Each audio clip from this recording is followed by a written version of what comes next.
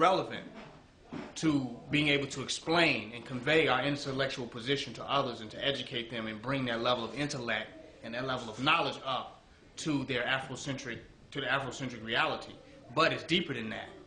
It goes deeper than that. It goes into a self-realization of who one is on the most deepest level of their DNA.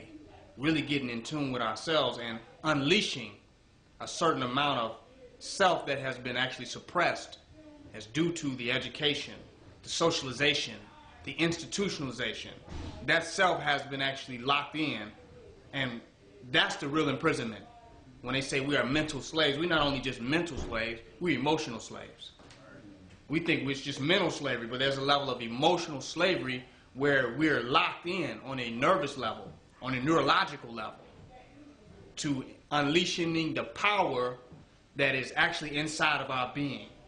And our spiritual ceremonies and our cultural rituals were to be the outlets where we can re-intune ourselves with that deep African aspect of our existence.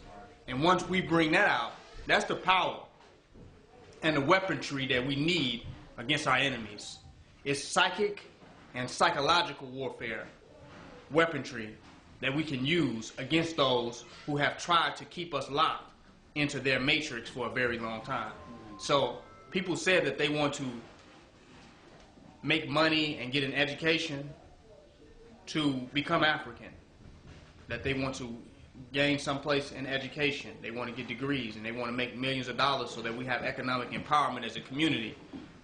And they also say that we want to gain some type of political power as a community so that we can be re-empowered. But if all those things are not leading to the manifestation of the embodiment of our African self, see, we don't believe that's power. We believe in the image of our African self. We're caught up in the image. We don't really feel the resonance of that vibration embodied within our being. We have not got in tune with that part of ourselves, so we want something that looks like it. We want something that's just the imagery. We don't want to really sit with ourselves and decode our spiritual selfhood to embody our African powers. We don't believe in our African powers. We want a village or community or society, but we don't want to build it through realizing our African power. We want to realize it through what we can ascertain from this European society. As though the African power itself is not enough to override over the white supremacy program that is going on today. We actually don't really believe that, because if we did, then it wouldn't be a method to get to it. The very unleashing of it itself would be all the methodology that was necessary. Now, I studied with the Hebrew Israelites for a few years and studied their information. And I knew it was something powerful about their information, but I couldn't put my finger in it, because I could not get with King James. And I could not get with the Torah and the biblical interpretation of our selfhood. I could not get with that. It was kind of too limited. And it was left a lot up to man's interpretation, which is always able to be argued. So, but I felt something there, that they were on to something, but I didn't feel like they completely uncovered it.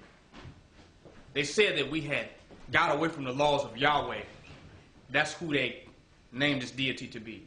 They said Yahweh, and that we got away from his laws, and that we had to wander in the wilderness for 400 years to come back into our righteous selves and remember who Yahweh is and praise Yah. And our liberation will come from this type of spiritual, connection, this reunification with our Creator.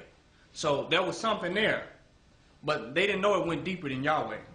It went deeper than the Torah, because our history is ancient.